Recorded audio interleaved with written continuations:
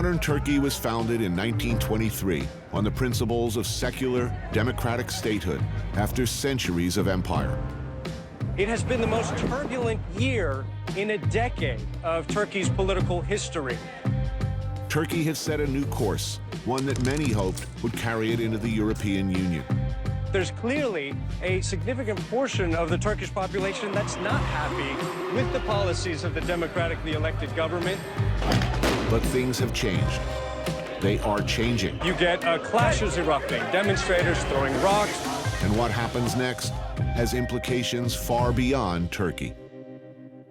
I took a walk through this beautiful world, felt the cool rain on my shoulder, found something good in this beautiful world. I felt the rain getting colder.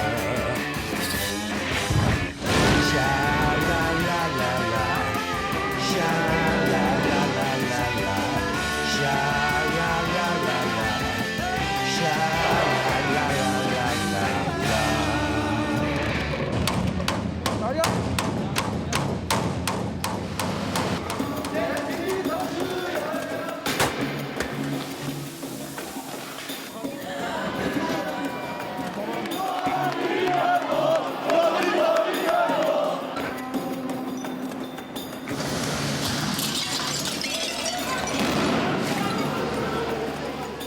It has been a turbulent year for Turkey. And I arrive in Istanbul at the moment of a critical election.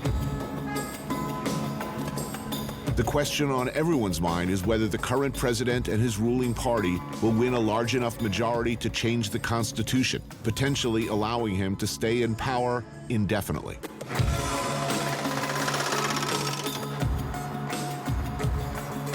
These have been good times for some, particularly in the construction and development business, and fearful ones for others. They are particularly concerned about what happens next, for instance, in the Kurdish parts of town.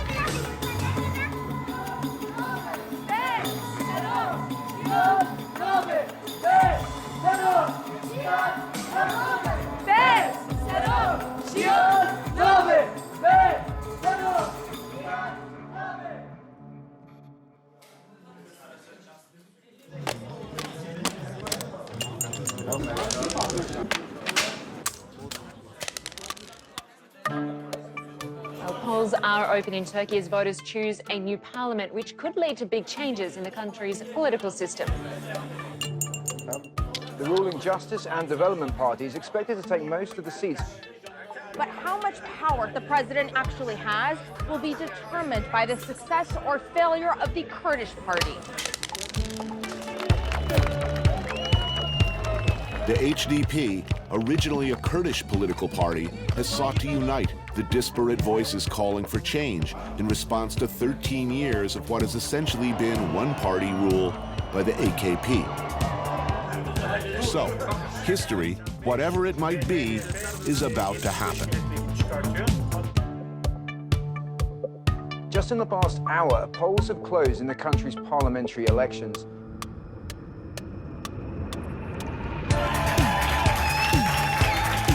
Voters in Turkey have just shaken up their country's political landscape in a major way. They said no to President Recep Tayyip Erdogan and his push for more power over the constitution. The ruling AKP party did not win the majority its president had hoped for. In fact, they lost seats in parliament. And for the first time, the pro-Kurdish party gained enough votes to earn a real voice in the government.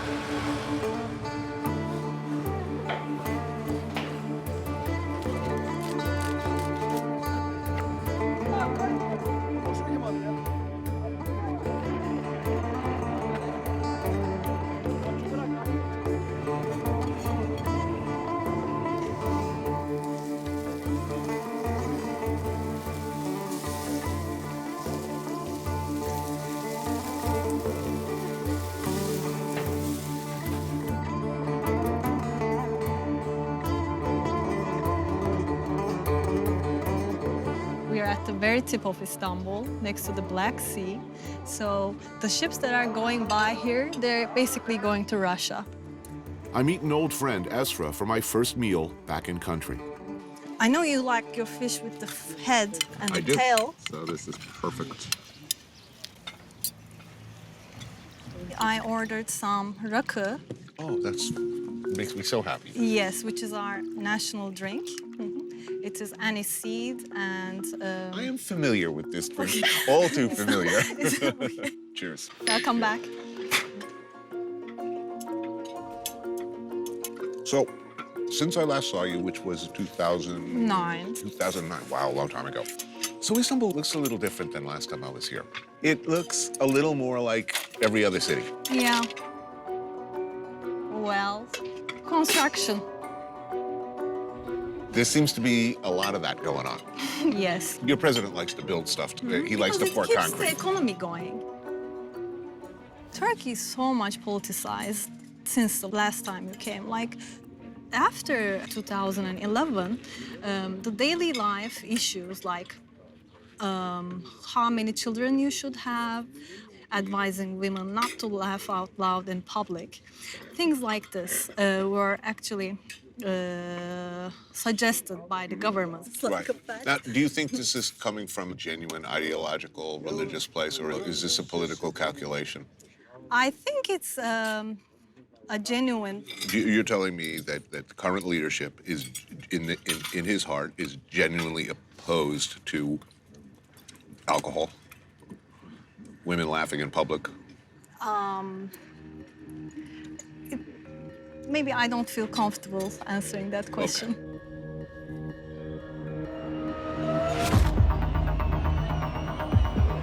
Turkey's most famous politician, Recep Tayyip Erdogan. He is the power, and has been the power in one form or another for more than a decade. He is the face of Turkey's ruling Justice and Development Party, the AKP. Erdogan has in recent years made Islamist politics mainstream, and while remaining very, very popular in this extremely polarized nation, cracked down hard on media, political opposition, free speech, and of course, demonstrations. In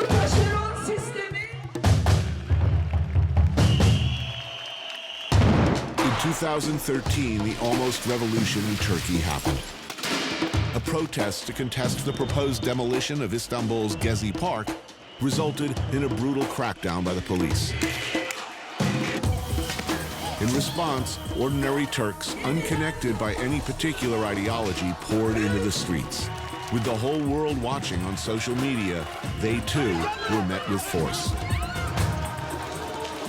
In the end, Erdogan remained firmly in control, and there were repercussions for many who had supported the protest. From that point on, media, social media, even open discussion of issues or events became treated as hostile acts by foreign enemies.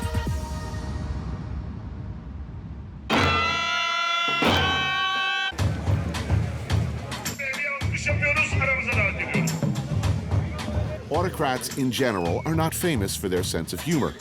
So it's no surprise that comedians in Turkey, like Denise and her fiancé Kaan, walk a perilous line. Are these good times to be a comedian in Turkey? It's definitely one of the best times because our former prime minister is my support for living. We don't use the names, we just call him the greatness or, you know.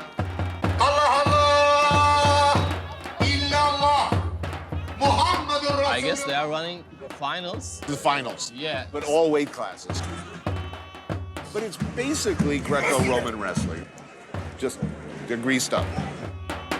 As I understand it, you can't choke with two hands, only one. Yeah. But you can just slip your hand right down into some greasy ass crack. and grab whatever. That's okay. You find. Tell me something. I want to know what are the rules of the game.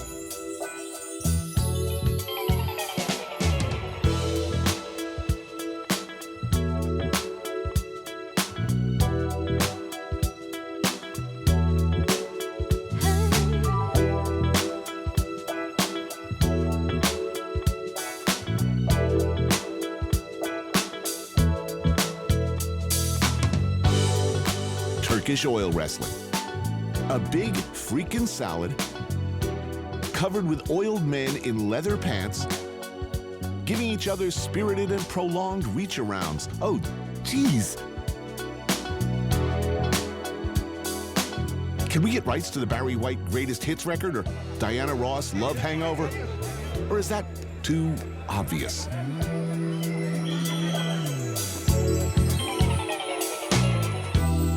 I like to be respectful of ancient tradition, but I mean, the jokes write themselves. And they have what? There's like ropes inside or handles or... Where do I get a pair of those pants? Those are some super freaky pants. And did you see the golden belt? It's good too. Well, look, it's gotta be, because I mean, the pants are awesome. Imagine Yes. what the belt looks like. Yes. Allah Allah! İllallah! Muhammedur Resulallah! Hoş pehlivanlarımıza! Does he stop yelling at some point? Coşkuyla alkışlıyor, hoş geldin diyoruz kendilerine. The announcer called Jazgır. Yeah. And in slang, Jazgır means the person who talks too much. Benim mimarı, It's too loud. güreşlerimizin tertip komite başkanı. It's time for political ads. Coşkulu alkışlarınızla her meydana davet ediyorum. What's changed since your last visit? Obviously, the mood has changed a lot, which is weird because everything seemed to be going so well. Things seem to be getting more tolerant. Tolerance level is so low these days. People taking sides, don't like the other one. These people don't like our kind. So what happens if someone doesn't like your joke? Somebody in a powerful position does not like what happens? Depending on the degree, how much he doesn't like you, how much he's offended. Let's say he's really offended. You go to jail for being, you know, terrorist or Aiding and abetting the enemies of the state. yes, enemy of the state. Being an enemy of the state is the most common thing you can do right now in Turkey. Koşa koşa görmüş olduğunuz Yer meydanında kimse kalmasın arkadaşlar. Güvenlik. Koş güvenlik müsabakalarında. Yağcı arkadaşlar. They are asking for more oil. More oil, like immediately. Abdullah Güngör. Samsun Lanet. Büyükşehir Belediyesi'nin pehlivanı Fatih Bakır. İstanbul.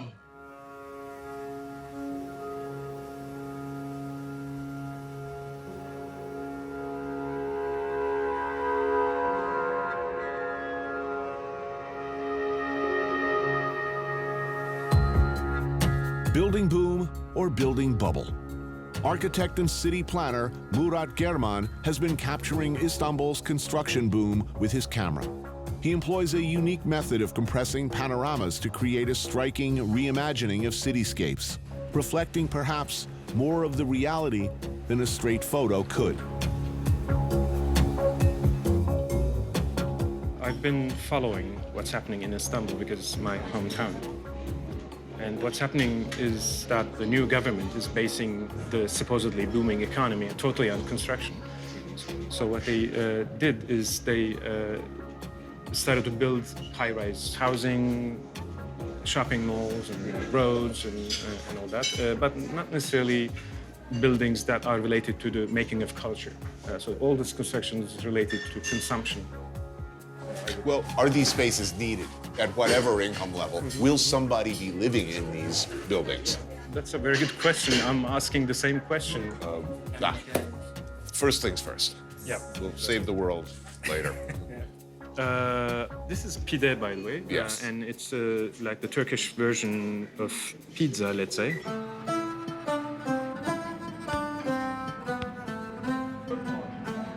Pide has some similarities. I mean, there's cheese in it, dough, but it's more like a calzone, maybe.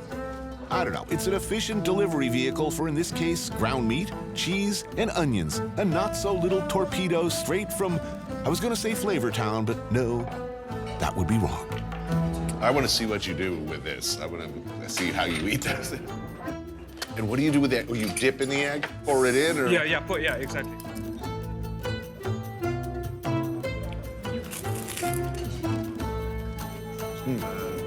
Cholesterol bomb, we call it.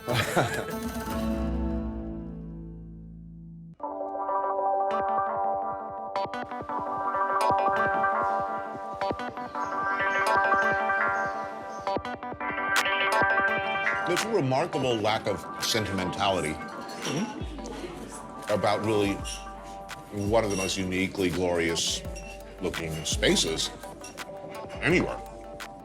Why don't they care? I agree. There's a lack of sentimentality, and there's also a lack of vision, I believe, long-term vision. We have very short-term visions, mostly based on money-making. When people look at the work you do set in Istanbul, what do you want them to see? First of all, I really value the sustainability of a particular culture. I want my work to show, hey, look, this is what we had. I think we are already losing it, so why don't we stop here and maybe consider doing something else?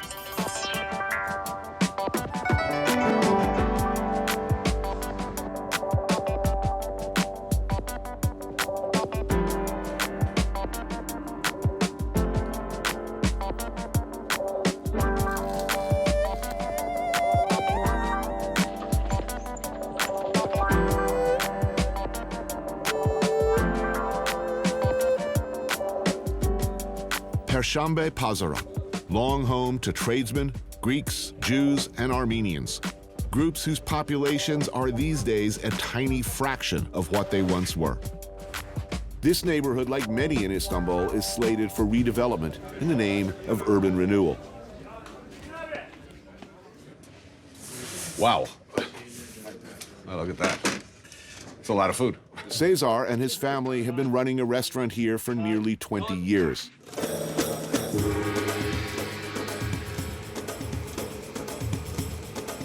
The way that we make the food, it's our own language. That's the whole idea about it. So, the family's Armenian? Yes. Is the food Armenian? This is my mom's food. Whatever we eat at home.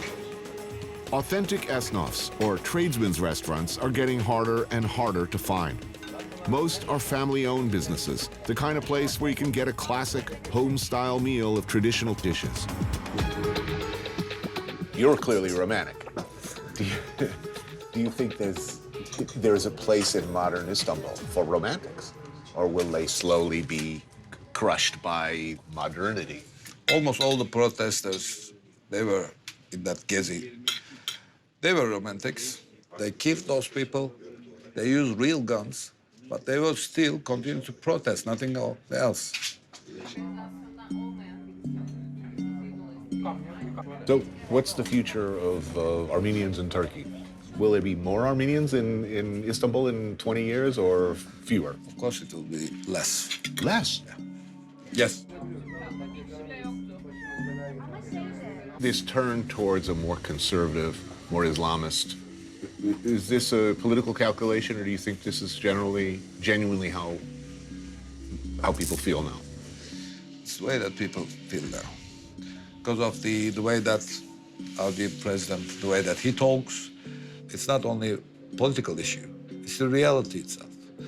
I don't know what he has in mind, our president, but somehow he let people fight with, hate. But I believe that hate will be, it will make our end soon. That's what I'm afraid of. That's why I'm telling you that young generation, Armenians, they will definitely leave this country.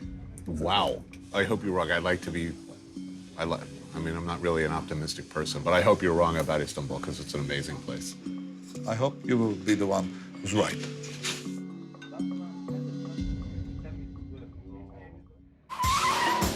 Allah, give me help and not crash my car. Not today, maybe tomorrow. I have to pass this bus. If I don't pass this bus, no!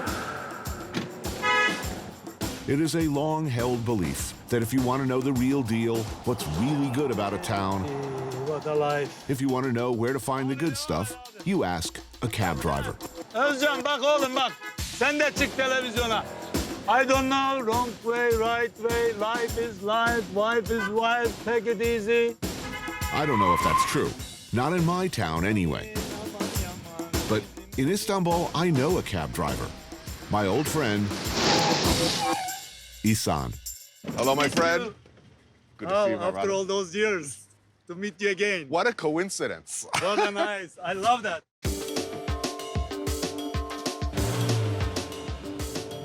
How are things in Istanbul? It looks very different. They're building stuff everywhere. I don't know what happened, but a lot of hotel, a lot of shopping center open, more restaurant open, more disco open. More discos. More disco. But I thought this is a conservative government. Government conservative, but people, and they have to shake, they have to drink. Life too short. Abicim bura olmaz ki oğlum, yolun ortasındasınız ya. Manyak mısın lan?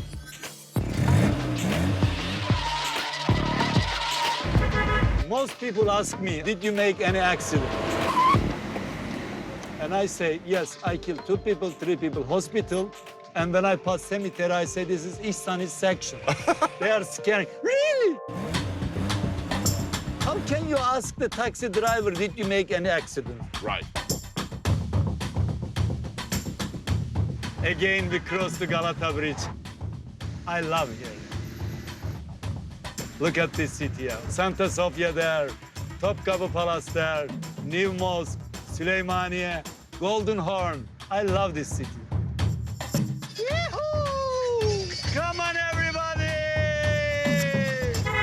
Ihsan is get crazy! Taxi driver is nice job. I love this job because you meet every time new people. Right. And on the way, you never get upset. Right. Basır! Ankara gücü! Lan kim tutar seni? Bir daha kamerayı nerede bulayım oğlum ben? Haklısın yavrum. Aslanlar gibiyim bugün, neşeliyim. I wish I dance, but I dance belly dance.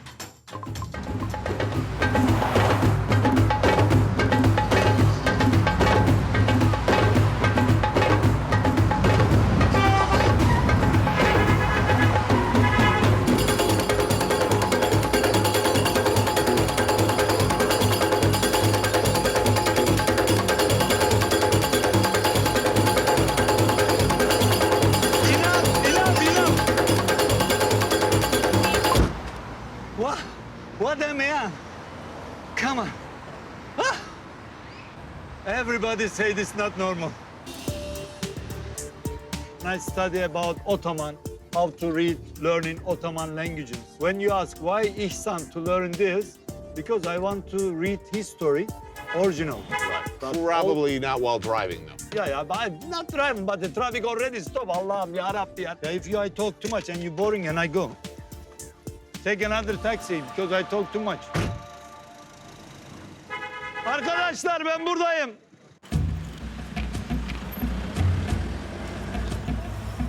This is my home area. Oh, yeah? Here. You live in this neighborhood? Yeah, we call this area Lokanta. So this is a local favorite of yours, this restaurant? This restaurant I know since 30 years.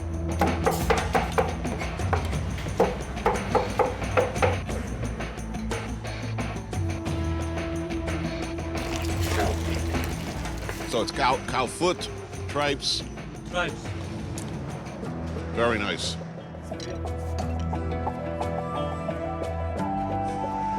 That looks good. Man, this is just delicious. Are the young people more conservative or less conservative? My daughter married religious person, and she has a scarf. Another daughter, young and 18 years old, short and modern. They walk together. One is scarf, one is not. Right. Maybe one day you invite me to America and I will be making Done. belly dance on the American main road, shaking my body. I think probably get arrested for that.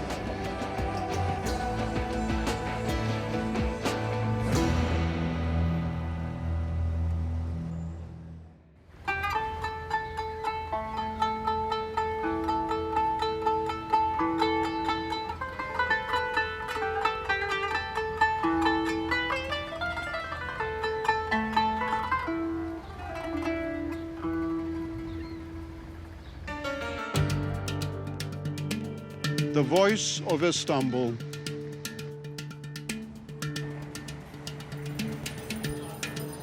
I've had at least 30 names from New Rome to Istanbul. Now they say I'm between the East and the West, an identity crisis. Mine or theirs? Enough of this nonsense. Take the labels off and just look at me. You won't need a guidebook. Like all cities, I have my own sense of time. I'm a labyrinth of layers that only makes sense without a compass.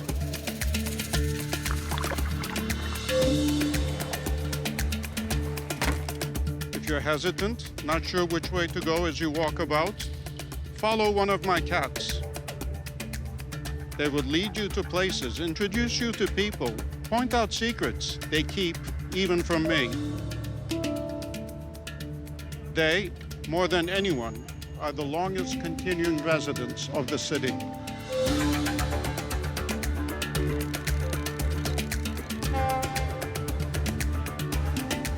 A challenge to those who see the future in my past. I'm an obstacle for those who see only the future.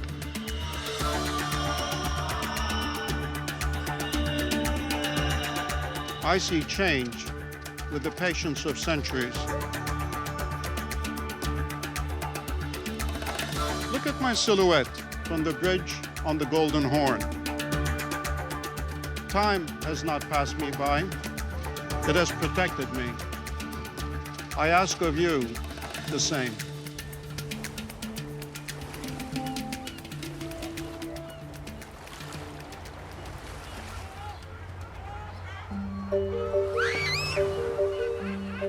An hour ferry ride and a world away are the Prince's Islands in the Sea of Marmara. Gündüz Vassoff and his friend Seyra Yilmaz have invited me for lunch. Actor, translator, Yeah. philosopher, poet. Are these good times to be a poet in Turkey? It is actually, because it's a way to bring down the noise, in a way. Because so much words are exchanged, especially in heated political discussions. I have become very used to and fond of this drink, by the way. Maybe too used to it and too fond of it. They used to call it lion's milk.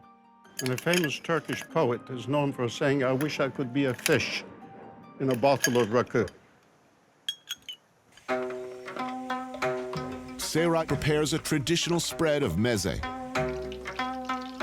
Turkish meze are an extremely tasty, very diverse assortment of dishes originating at every corner of the former Ottoman Empire.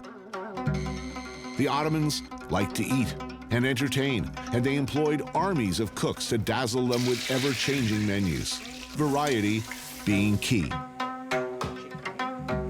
Circassian chicken, fava beans, rice with mussels, eggplant, stuffed grape leaves, poached eggs with yogurt, all classic and all delicious. What shall I give you? A few of everything. Yes, please. Yes. I'll put some, or maybe I could give you some chicken already. Make room for that, I think. Here we go. Wow, it's really pretty. Am I getting a distorted picture of Turkey by spending all of my time in Istanbul? It's very different than the rest of the country, yeah? How different? But I think in Istanbul you have all the different parts of Turkey also. What does it mean to be Turkish? What do you think? Seyra, are you Turkish? Yes, but it's not my fault.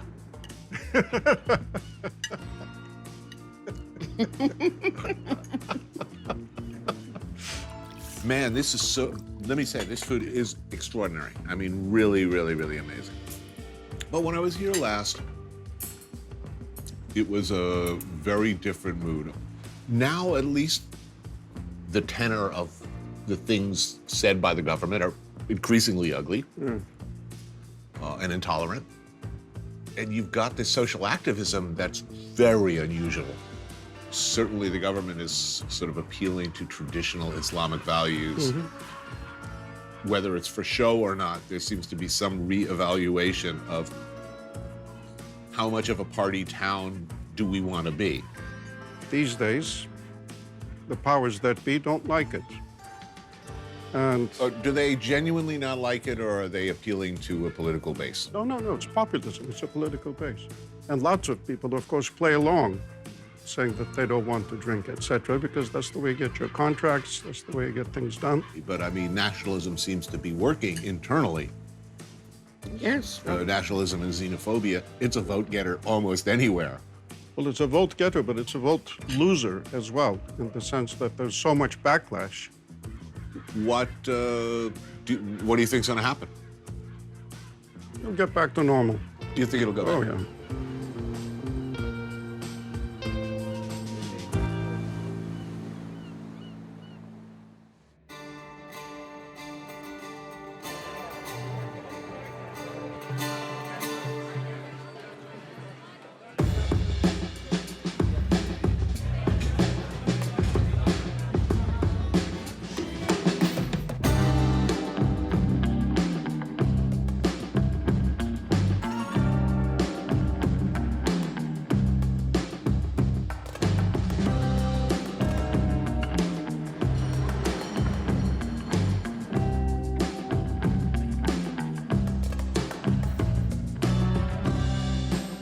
Walking down Istanbul streets, it's easy to forget or not take seriously the slow but certain change in attitude towards this kind of freedom.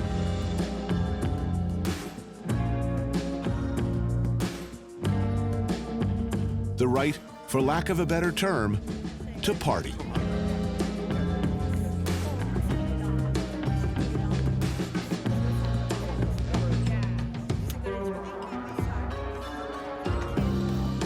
The AKP is in power because a majority of voters put them there. Their attitudes, for better or worse, reflect the attitudes of a great number of Turks. All right, now. This is Nuri, a Turkish businessman. I'm glad we met you because you are an AKP supporter. You vote for AKP. Yeah, I did. Right. Why? Before, economy was so bad. No foreign investment. Interest rates were so high. Inflation was about 100% per year. So it's very hard to make business in such circumstances. In 2002, I had 70 employees. Now it's 250. Since I got here, I've been talking to a lot of people who are very upset about the environment. They're upset about the destruction of old, beautiful buildings. To a great extent, they do not like what much of the world would call progress. So when you saw people running out in the streets and demonstrating, what was your feeling? They said they went there for the trees. They went there for the environment. But at the end, they were together with the terrorist people. We have to accept Istanbul like this. We got nothing to do. I cannot change it. No one can change it. No going back. 50 years ago, they could do some things, but not now. You're not sentimental about the old neighborhoods, the old... No. I got used to it.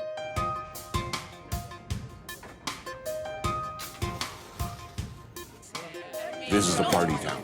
This is a nightclub town. The impression is that there's some ambivalence there. 10 years from now, will we be able to come to this bar or a bar like it and drink lots of gin drinks and misbehave? No problem. No problem, I think. It's still a party town. Right. We drink hard. So it's all about money. It's all about money. Everything is all about money in the world. Who will be Turkey's bestest pal internationally? Which way are they looking? To the east or the west? East, Russia, China, Iran, and the Arabic countries. Because West, Europe, is getting weaker and weaker day by day. The next 50 years, it's going to be the era of the East, not the West. Mm-hmm. So these notions of like freedom of the press, these are not Eastern concepts. No. No, I mean, they're not. No. Okay, I'm going to ask a tough question. Is freedom of the press overrated? Yeah. Yeah. Yeah. So overrated. You think tightening up on the press is a sacrifice that you're willing to make for a good economy? I don't want to put words in your mouth, but prosperity for the majority. Yeah, it is. It's the same all over the world. It's not typical for Turkey. Right. That's life. Oh, thank you. Thank you. Well, this is a really bad idea. Okay.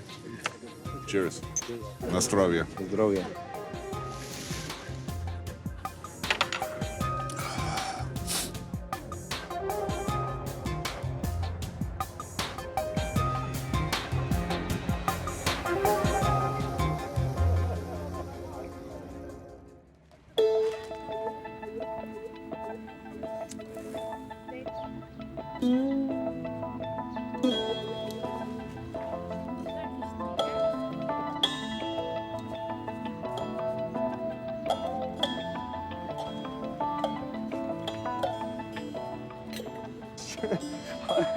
Hey!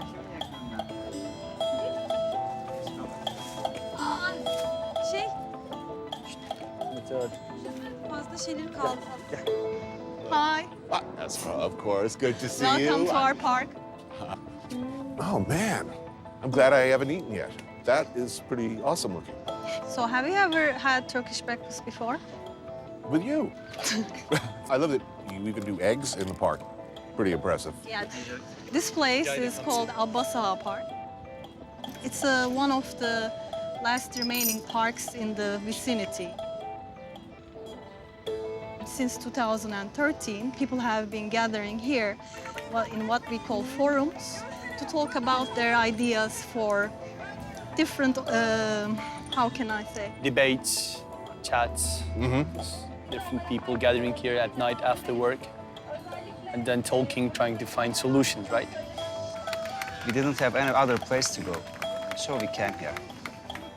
Why is it so important? I think it's not just for us, for future residents of Istanbul, right? This space turned into a space of politics, a space of hope against this system, which seems to be like impossible to break, actually. Is it impossible to break?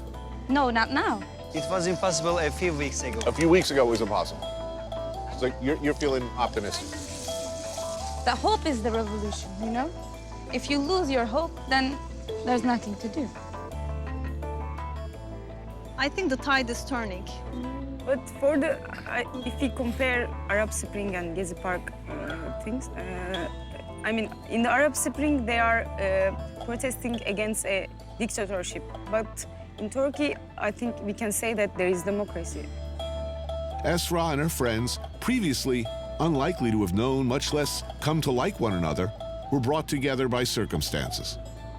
Have you been gassed? Not that much, but yeah.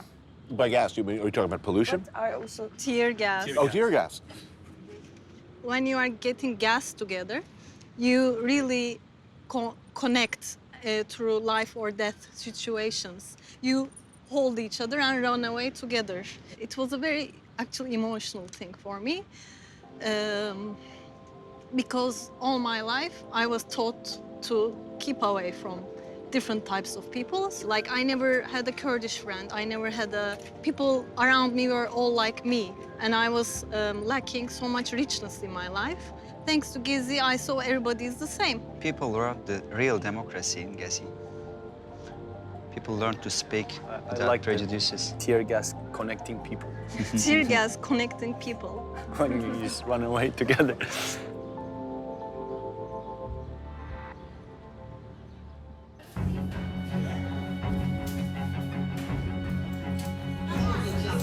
Democracy is always a fragile thing. 92 years ago, modern Turkey was assembled from the fragments of the Ottoman Empire. It has always struggled to find a balance between those in power and the consent of its widely diverse population.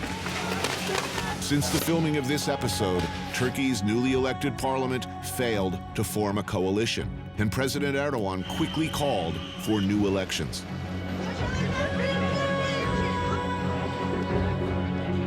At the same time, he's revved up military action against Kurdish opposition forces in both southeastern Turkey and across the border in Kurdish Iraq. Many claim that he effectively plunged Turkey into conflict in a bid to take advantage of an atmosphere of fear and uncertainty and improve his party's chances of success. This is not an unreasonable assumption on anyone's part. Fear works. Fear gets votes. The opposition had hoped that the tide was turning. It remains to be seen if they have any reason to hope.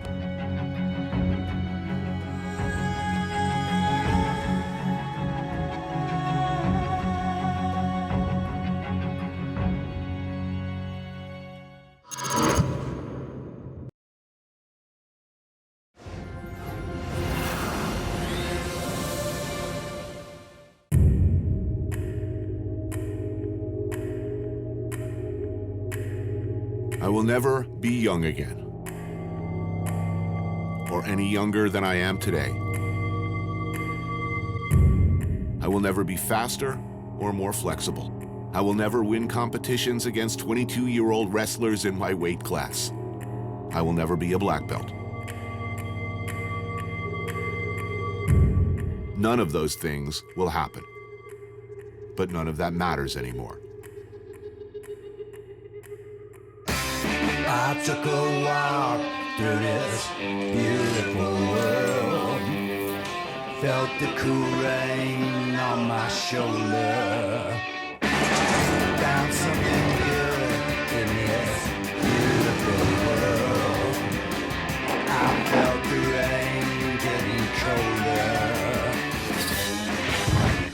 Sha-la-la-la-la, sha-la-la-la-la-la.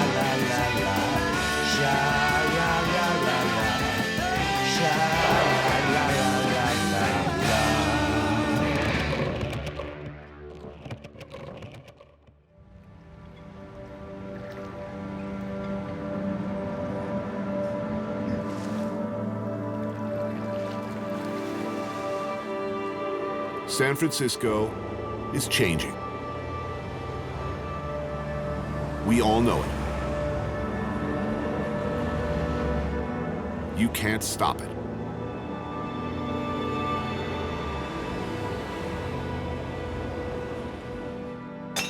Were you born here? Yeah, both generations of my grandparents from San Francisco. On my dad's side, we came out for the gold rush. So we came here in the 1850s. Author John Birdsall grew up in this town, and he's a close observer of the changes happening here. You know, when I first came into San Francisco, I was making all the same sort of tired jokes that everybody from New York who comes out to San Francisco the first time makes. You know, I thought it was all like sort of granola and politically correct. And in fact, that's really, nothing could be further than the truth. Right? San Francisco's like a righteously dirty town. It's good, it's grimy.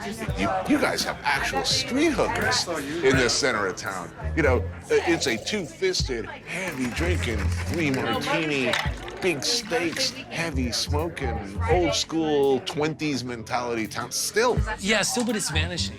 You know, Google is not too far from here. According to many locals, the whole character of the city is being leached out by an invasion of tech people, a flood of tech money. It's the triumph of the nerds. Out with the old, in with the new. No place epitomizes that better, perhaps, than where we are right now. Yeah, you know, I tell anyone to come and meet me here, my friends, and they sort of laugh at me, you know, like Sinbad.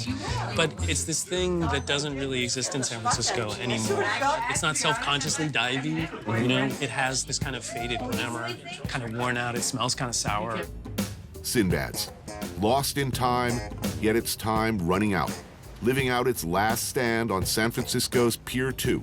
just south of the hordes of neckbeards and man-bun vapors buying artisanal drip coffee a few hundred yards away. I mean, my mom used to come here, you know, she used to be like a secretary. So it was a place that catered to unglamorous office workers. And those are rare and rare. Is the relentless wheel of history going to roll over this place? Or, Yeah, or what? I mean, it will eventually roll over this place. I mean, the location is too good. It's one of the best views in San Francisco. A last drink or two before the grinding wheels of the apocalypse churn through, leaving what in their wake? They want to put a ferry terminal here, is that right? Yeah, they want to build a fancy ferry terminal.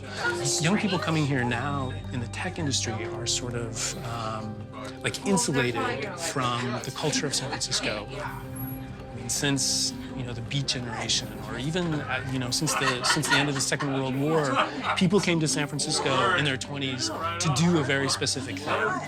San Francisco is a place where you can have an acid trip and sort of see that all the stuff you thought about yourself is just kind of bullshit. And even though culture is changing, and even though it's horrifyingly expensive, right, there's still something like that exists in San Francisco. You'll always have that. San Francisco will always make that impression on you.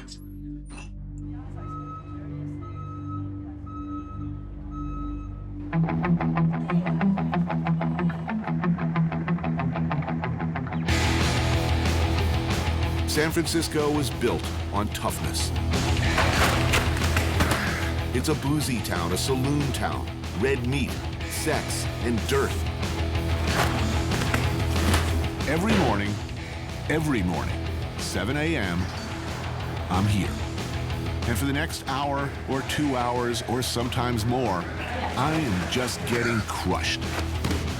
Humility. Jiu-jitsu gives you that in spades. In 1914, Mitsuo Maeda, a master of judo and prize fighter, emigrated to Brazil. He befriended Gustavo Gracie and ended up teaching his sons, Carlos and Helio. And Brazilian Jiu-Jitsu and the USC, it all goes back to the Gracies. My home academy is Renzo Gracie in Manhattan.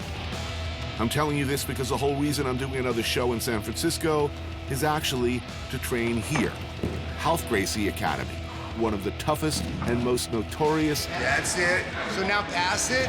And most admired, to a great extent because of the relationship between the terrifying Ralph. Ralph Gracie looks at you like he's got a problem. Those eyes are menacing. And this man, Kurt Osian, a beloved figure in the jiu-jitsu community because of his remarkably honest and unvarnished Move of the Week videos. So he gets stuck in a side control here, and he gave the guy underhook. Bro, you up a long time ago. It's so bad now that you're gonna have to work really hard. Oop, a scoop, up, in, to my knees, head up, getting side control on the other guy. When you see an MMA fight, when they strike, it's usually boxing or Muay Thai or karate. When they throw or trip their opponent, it's judo or wrestling. But when it hits the ground, you better know Brazilian Jiu-Jitsu. Object: to choke your opponent or lock one of his extremities in such a way as to make them submit. I do not want this, getting my guard broken. That's bad. It sucks. There's full mount, armbar, Ezekiel choke, rear naked choke, bow and arrow. Then, as they say, my choices become very limited. It's tap, snap, or nap.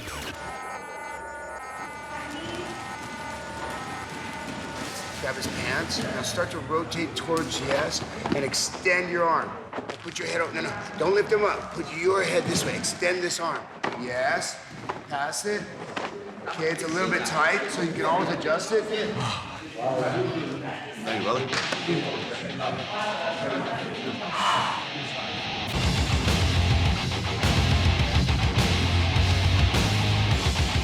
In case you haven't noticed, I'm an old school guy. I'm sentimental about some things. Nautical-themed restaurants, puppies, and places like this. I'm fully aware of the fact that, and I can hear it already. It's like every show you've ever done in San Francisco, you come to Swan Oyster Depot. Yes, that's correct. True love cannot be denied. I need a counter with some familiar faces on the other side. Good morning. Let's see, what am I having today? I'm having the crabback, of course. I'll get you one. I need a cold draft beer. I deserve this beer. Been eating healthy. I'm like a real housewife of New York City. I drink only vodka, you know, because it's like low carb. And I need shellfish. Like that. Whoa, Mika. Look at the size of that one. Here it is. That's the crab bag. Dude. I guess somebody throws this away. You know, they tear the legs off and eat them, and then throw this out. Stupid people. All that good stuff, the brains and fat and magic. It's like unicorn juice. Mmm. Swan Oyster Depot, a touchstone in my worldwide wanderings, a happy zone. If I read about myself dying at this counter, I'd say to myself, that was one lucky guy. Sweet. Nice little plate of crab leg. Maybe a little Louis on the side. Oh, I guess. Oh, man. So good. All right, Tony, here you go, babe. You got Kumamoto's. I got local tamales, Miyagi's. So I should eat these before training to give me superhuman strength. On the other hand, coughing up oysters all over the front of my gi would probably like not be cool.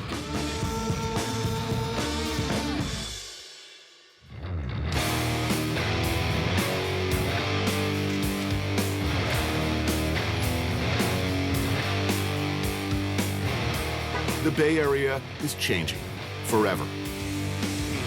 Will San Francisco's new overlords find a place in their hearts for this? Trader Vic's, one of the last of its kind, started in Oakland, one of a wave of tiki-themed Polynesian fantasy restaurants, bars, and nightclubs that for a time spread across America. I definitely need the drinks menu. I've been beaten like a chicken fried steak, you know? Why? You were doing some sort of martial art, yes, were you? Yes, I want the Mai Tai wave. What's the Mai Tai wave? It's a flight of Mai Tais. Really? It's like a surfboard with 3 different Mai Tais. Not many places left that do this. Very few do it without irony. This is not the first time you've been here. No, I practically grew up in this place. Really? My parents used to take me from like about age 3. It was like a home birth at Trader Vic's. Author Sean Wilsey grew up in San Francisco. His parents were regulars at the original downtown Vic's.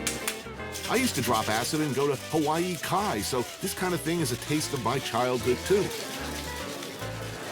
Oh, yeah. So cool. I got sent to boarding school when I was a teenager, an East Coast boarding school where everybody was like, oh, you're from the gay bay. And it was really difficult to just negotiate being from San Francisco. I would lie and say that I was from Napa because I was embarrassed, you know? Yeah. I was at like a hockey school in Massachusetts. And I was gonna get hazed for being from San Francisco. Okay, so San Francisco for you as a kid was... I just remember all sorts of factions. Like there were all these skinheads and skaters, because that was like from the teenagers' point of view. But then there were all the old hippies and like the slightly older beatniks. And everything was really cheap. I mean, I don't think San Francisco has become an expensive rental town until maybe like the last 10 years. Okay, I love it, sort of this pan-Pacific. Well, they have that like weird kind of tandoori Japanese Chinese oven. Right.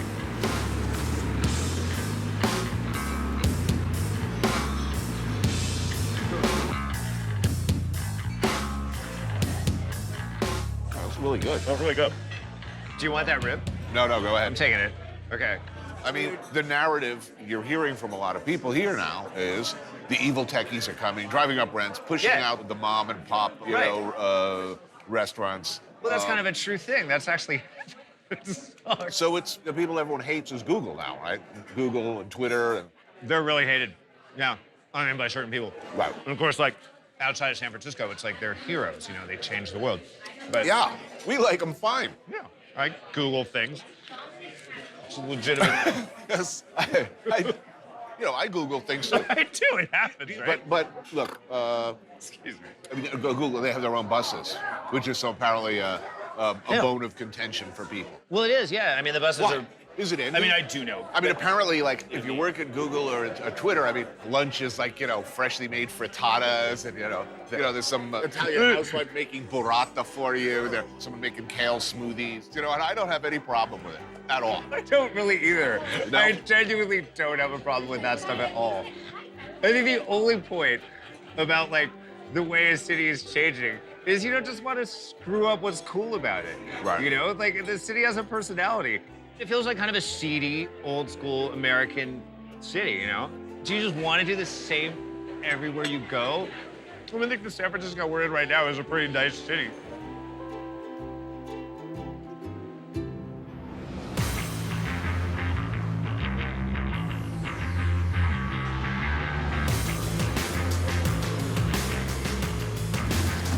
It took me 6 months to be able to handle the warm-ups back at my home academy. And for a long time after, I just pray that somebody would be more out of shape than me. The warm-ups at House are legendarily tough. They're proud of it, lasting in some classes, they say, a half hour and beyond of ferocious and unrelenting interval training. 8, 9, 20.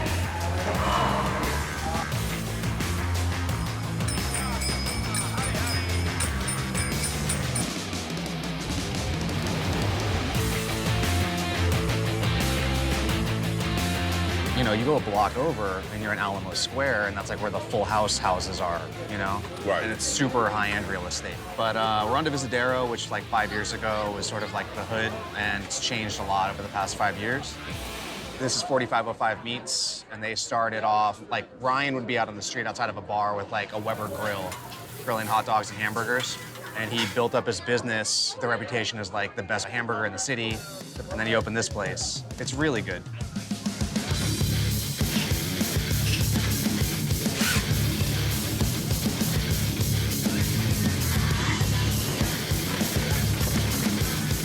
Wow. So this is a little bit of everything. Our presidential platter. Jalapeno cheddar sausage. Yes. So our francaronis, macaroni, chop up our hot dogs we make inside. Oh, that's wrong. I want it. Yeah. Ribs. Yeah. Brisket, chicken. This is from the whole hog we were cooking earlier. Beans, potato salad, coleslaw. Life is suddenly very, very good. Thank you. Yeah, you're very welcome. Thank you, man. Thanks, man. Wow. How long have you been in the restaurant business total? 17 years now. You have become, reluctantly, I'm sure, sort of the poster boy for the beleaguered, victimized by evil tech money, an example of what's happening in San Francisco as a whole. Yeah, there's definitely good guys and bad guys, and there's lots of people that have come in now that haven't paid any dues, and they can open something right away, by dropping $4 million into it or something. Right. Over the course of 5 years, Chef Richie Nakano built his pop-up restaurant, Hapa Ramen, into a beloved local favorite. Then he made a deal to open a brick-and-mortar Hapa. With that money came expectations. And only 4 months in, the shit hit the fan. You're a month into a restaurant, you're not gonna make money. And that's when the trouble started. You were a year into the restaurant, you're not making money. Yeah. Who makes money in a year? Yeah, 30 days in, and we were already sort of facing those sorts of things. The money wanted to make some changes. Richie did not. So he left, and the restaurant he created vaporized with him. At the old space that we operated out of, they're doing a vegan brunch there now. No way. Oh, it really is the perfect story of evil triumphs over good. And I think that's the problem with the city right now is there's a lot of people that have the means to open a restaurant, and they sort of open formula restaurant. Right. It's safe.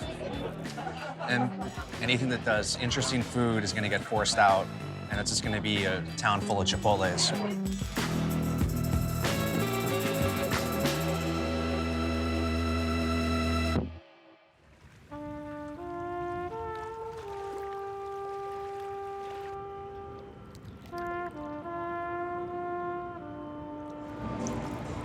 These two lovely ladies, here your coffees. Thank you. You're welcome. All the way over. Extend your arms. Stay low, stay low, stay low.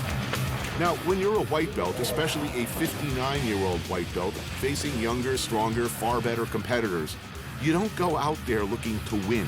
You go out there to learn how to survive.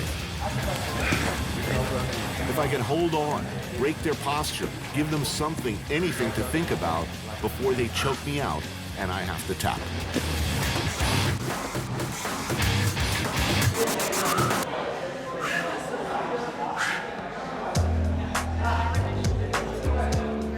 The changes are not just happening in San Francisco. Across the bay in Oakland, gentrification is met with, one would think, a starker history of resistance. This, after all, is where the Black Panthers were born. Bobby Seale was a founder of the Black Panthers, a critical figure in Oakland history. And here at Miss Ollie's, we get a taste of the shiny, new Oakland. The Black Panther is the type of animal, if you push it into a corner, it's going to try to move out your way. And when you keep pushing it, sooner or later it's going to come out that corner. So I said, that's like black people, we just pushed in a corner. We came up with the Black Panther Party. I said, we're going to take a position on self-defense. The Panthers were viewed by J. Edgar Hoover's FBI, anyway, as pretty much public enemy number one. They sold the Panthers as the enemy using, well, essentially your own imagery of strong black men holding weapons. But internally, what the FBI and Nixon saw as the real threat from the Panthers was the popularity. With the killing of Martin Luther King, my organization spread across the country. It went beyond the Black Panther Party. The Panthers' aims were, by today's standards, shockingly moderate. Equality in education, housing, employment, and basic civil rights. But the image of black men with guns was too much for the America of 1966. Right after Nixon is sworn in, I got the Watergate tape. Now, J. Edgar, you got to get rid of these Black Panthers for me. I mean, what have you been doing? How you doing this now? I want you to move and get rid of these Black Panthers. Man, it's just been sworn. This is the President of the United States. Raids are launched on Panther strong points around the country. The arrests are many. The FBI did everything they could to eradicate them. The Panthers said that police had broken in and killed one man at close range as he slept. The dismantling of the Panthers was brutal. Everybody agrees illegal. I mean, it was basically an assassination campaign coupled with murder, unwarranted arrests. We had no charges, nothing. And they created, through their counterintelligence program, everything that happened to us. Are you happy with the level of black activism in the country now? I like the level of activism that's gone. And Black Lives Matter movement is very, very important because there's a bunch of young, intelligent youth running this operation. Do you think the good guys are winning? What? Yeah, I mean, you look at it the way the country is right. Do you think the good guys are winning? No, the bad guys, the Koch brothers. The bad guys are winning. Tea Party and all these right-wing idiots are so far winning. Young people have got to go out there, and they got to be progressive enough, not only to end police brutality, but to create frameworks and demand and know. These are the kinds of things that has to happen.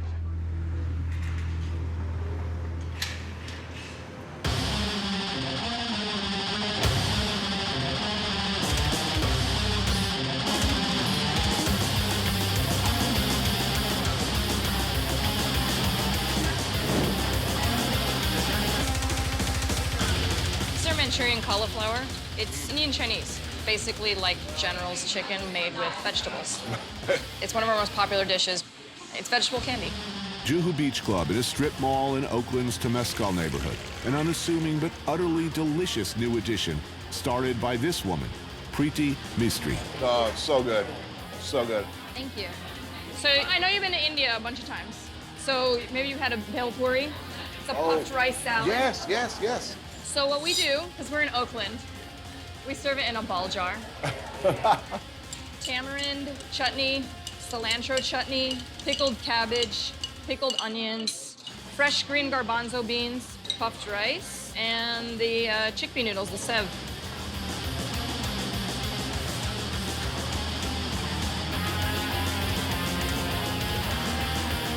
Oakland now, in terms of like artists, and chefs has basically kids who have been priced out of San Francisco. It's still possible for a place like this, which is basically funded by Preeti and her wife, to open up. I mean, in San Francisco, I don't think it's really possible anymore to do that. You know, you need like big investors. You need lots of funding. The food is both familiar and uniquely her own. Chili paneer is one of my favorites. This here has bok choy, braising arugula, and amaranth leaves, none of which would traditionally be in a chili paneer. Does authenticity have any meaning or relevance anymore at all? I mean, like I would say our food is not traditional. Is it authentic? Hell yeah, it's 100% authentic. But saying it's not authentic is saying that my experience is not authentic, that being a person of Indian origin who grew up in the United States is not authentic. I grew up eating Indian food, and I grew up eating pizza and hamburgers at the same time. So tasty. Something we struggle with in New York has always been, how do you value Indian food? Yeah, totally. The expectation is that you will get delicious, authentic Indian food cheap, super cheap. Yeah, our food is not cheap. You know, you look at the Yelp reviews or whatever, the biggest thing is always somehow we're overpriced. You know, $19 for a curry. Like, do you know how to make a curry? Yogurt marinated chicken simmered in a curry made of onions, bell peppers, chilies, and garam masala. All right.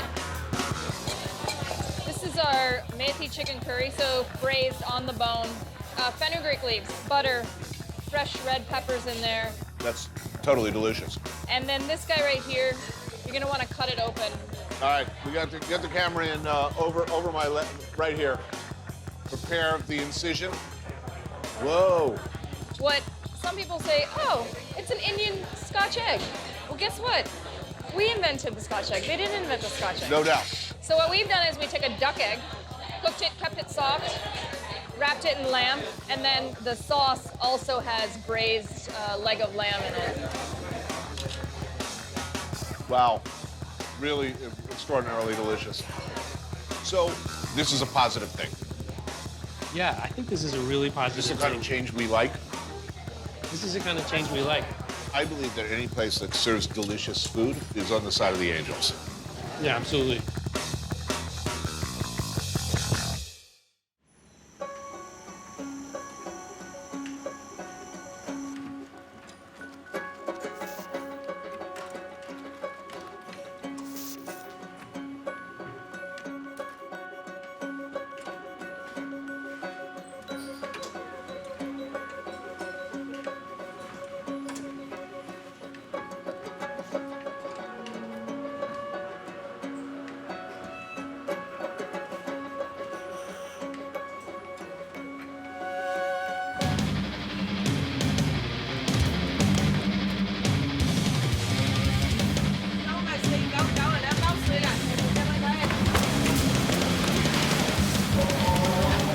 Extend your arm. Your other arm. The arm around his neck goes long. Like this.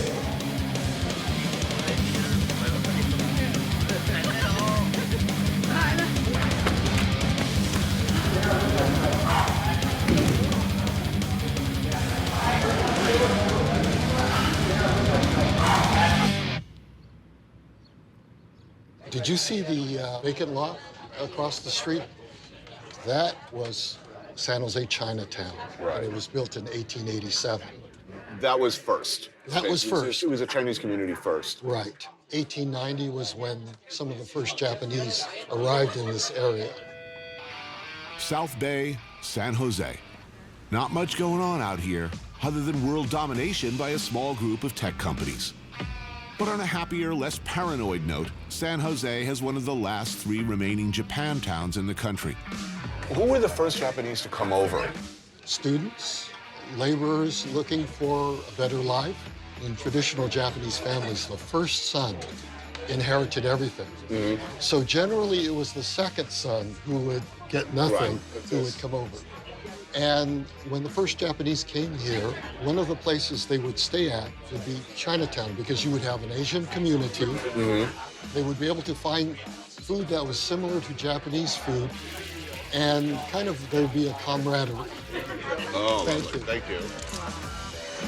Kurt Fukuda grew up in the area, and his family, like thousands of other Japanese Americans, were interned in camps during World War II. In the beginning of the 20th century, there was a lot of anti-Asian prejudice. There are too many. They're Right. taking our jobs and the usual. Some of them are buying our land. Things got really bad for the Japanese, of course, after Pearl Harbor. It was an internment program. So they had a list of all the names. Right. Kids, too. Yes. Everybody. Children, too. They all had to go walking to the train station in downtown San Jose. My mother did say that at the beginning, before they were put in the camps, they were brought to assembly centers while the camps were being built. And their assembly center was the race track at Santa Anita. So she said they were actually sleeping in horse stalls. What happened to their property? Some of the people found Caucasian friends to look over the property while they were gone. Some of the Japanese actually dug holes and buried the possessions, hoping that if they come back, they could dig it up. They can dig it up, yes. Oh, wow. Yeah.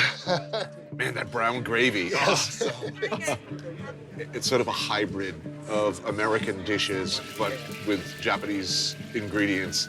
Yes. This is your typical Japantown restaurant food. I think some of the heartbreak of the internment is that this was really pure Americana. Okay, the faces were Asian, but the businesses and the feel was, it was Mayberry. Right. You know? And this was a Japanese-American community. Right. With an emphasis on American.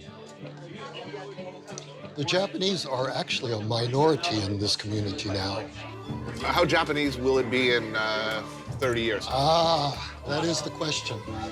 I don't think it's good for anything to just kind of remain frozen in time. 30 years from now, Japantown is going to look very different. And if it looks like it does right now, then, we're talking about a very stagnant community.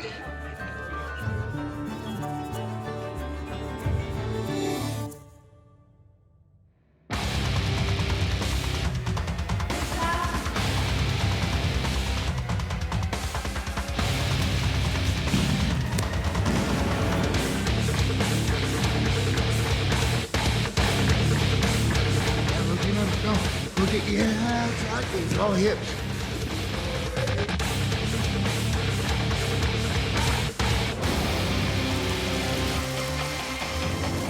You've been in the restaurant business now in San Francisco area how many years? 26. Basically, you've been feeding well-heeled people for much of that time. A whole life. Daniel Patterson is the chef of one of the great Bay Area restaurants, Qua. Top of the fine dining world. 2 Michelin stars. But in 2014, he and chef Roy Choi of LA's Kogi Empire decided to embark on a revolutionary, probably foolhardy, and entirely selfless new enterprise. But what are you up to now? What are you doing? Well, we're starting a fast food ring. I mean... Why? It's unbelievable that in our country, so much of it, we've just decided it's okay for people to eat garbage, basically, processed food. The Tenderloin, the area that we're going into, is traditionally the worst intersection in the entire city. Most drug arrests, most homicides. The most vulnerable populations in our country are being fed the worst food, consistently.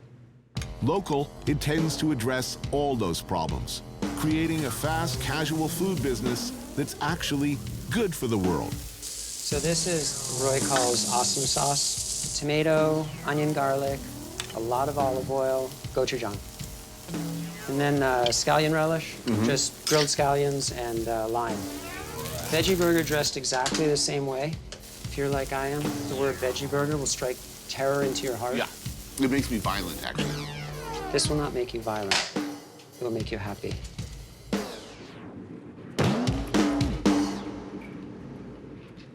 Wow, I'd totally eat that. If you didn't call it a veggie burger, I'd be all over this. Yeah. So fast, healthy, and affordable. Yeah. So $2 to $6. So you're not going to get rich off this venture? We'll make money. You think you'll make money? We have to. Just because something hasn't been done doesn't mean that it can't be done.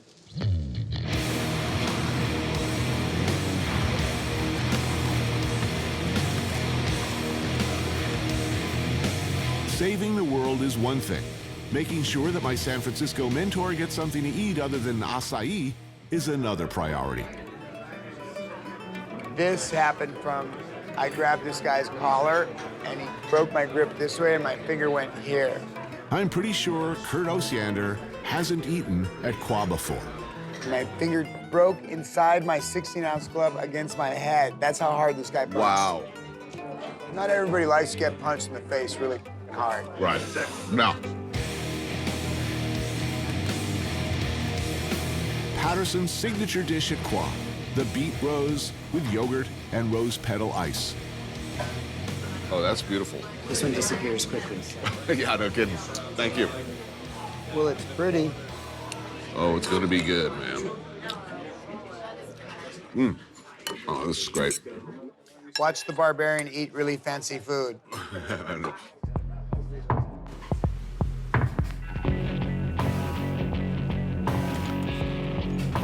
Oh, that looks Sweet. cool. Yeah. Egg yolk, poached in smoked oil, creme fraiche, chive, California sturgeon caviar. So the egg yolk, when it's raw, it's actually fully cooked. It's kind of a custard texture. Beautiful thing. Thank you, man. I'm gonna love this. Oh, yeah. Man, I'll take 8 more of those. It's really good.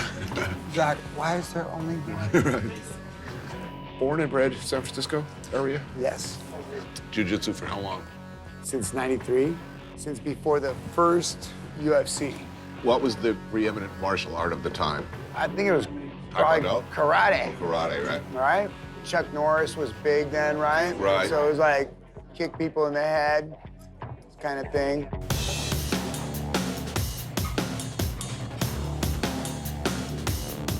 Yeah, look at that. Cherry tomatoes, peel. Sauce underneath is grilled zucchini and wheatgrass. A lot of herbs and flowers on top. Everything I grew myself in my house. Well, that's killer. Excellent. Do you eat carbs? I mean, generally speaking, Yeah. you just eat a full whatever? I can eat whatever. My guys are trying the all bacon. I'm all bacon all the time. All bacon all the time? Yeah, that can't be good for you. No. Scheiße. It's good. Let's. Miss, so sorry. That's okay, and thank you for calling me Miss. I'm not even buzzed. Wild king salmon wrapped in yuba with charred cabbage and dried scalloped ginger sauce. Seared spot prawn with sorrel and new onions. Wow, this is awesome. Is that meat? Oh, yeah. What is it covered in? Beef tenderloin encrusted in lichen with coastal spinach, chanterelle mushrooms, and bordelaise. Yeah. This food's so good, man. It's so good, yeah.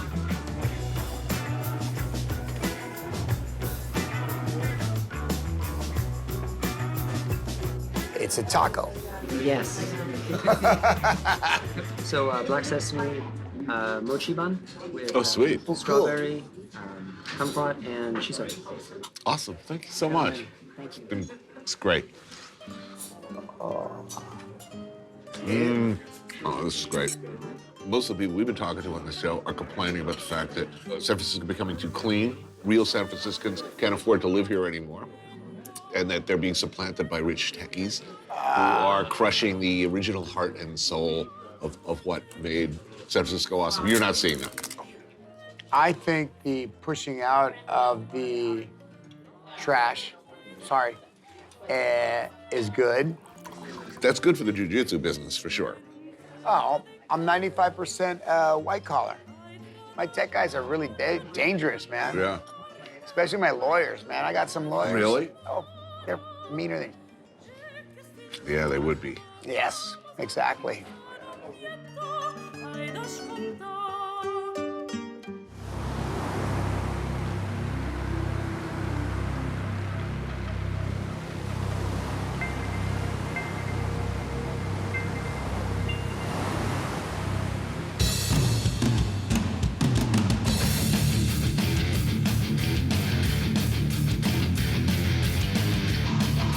Here's the thing about jiu-jitsu. In spite of the fact that people are trying to basically choke you unconscious on the mats, that you're scrambling for your life in a sea of sweat, it's a remarkably and refreshingly testosterone-free zone. We're good, yeah. Now decapitate me. High-fiving, for instance, is just not done. One would never celebrate or brag about a submission. Even a fist pump and a yes would be considered inappropriate. Win or lose, you thank your partner and shake their hand. It's a douche-free environment.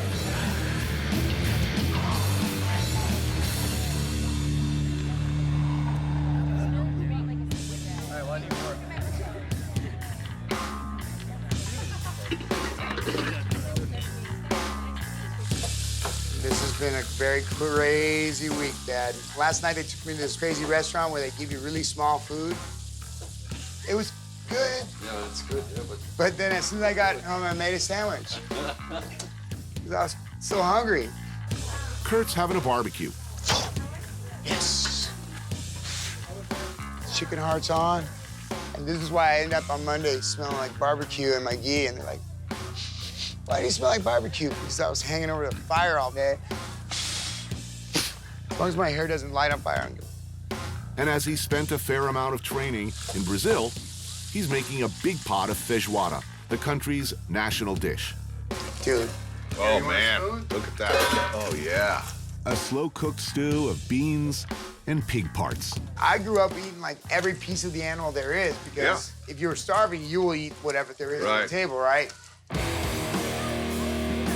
Plus grilled chicken hearts, tri-tip, and sausages. Gotta have sausages. Do you like it like that? Raj? Love it. Me too. I don't like overcooked meat. No, we can't have that. That's just wrong. The food is ready. Yeah. Here you go, bro. Oh, wow. Want to open that Macallan? Oh, hell no. No, I'm going to go class tomorrow. You kidding me? I'll drink that whole bottle and I'll train with everybody. I know, but that's you. You're the guy who trains. You for 15 hours. too. As soon as I started doing jiu-jitsu, it was like, it hit a part of my psyche that was like, okay, it's challenging. It's more than like brute force, and you have to think. Right. See, I was always the guy, like, if you were an old lady who hired me to shovel your walk, I would do half of it, and then I realized, oh, this is too hard. And I'd say, F this, and I'd just disappear. Honestly, I cannot think of another thing in my life that I attacked with such regularity and with, I mean, I've been steadfast. It's not a matter of if you're good enough. Sometimes it has to deal with maturity. The old tends to get run over by the new. That's how it works. Whether it's San Francisco invaded by a new generation of people with different priorities, or a 59-year-old man grappling with a bunch of younger, fresher, tougher, and hungrier bastards. But I don't know. I like to think there's hope.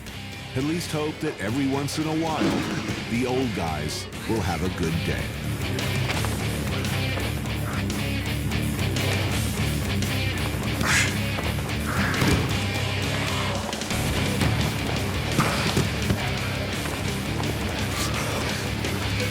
No.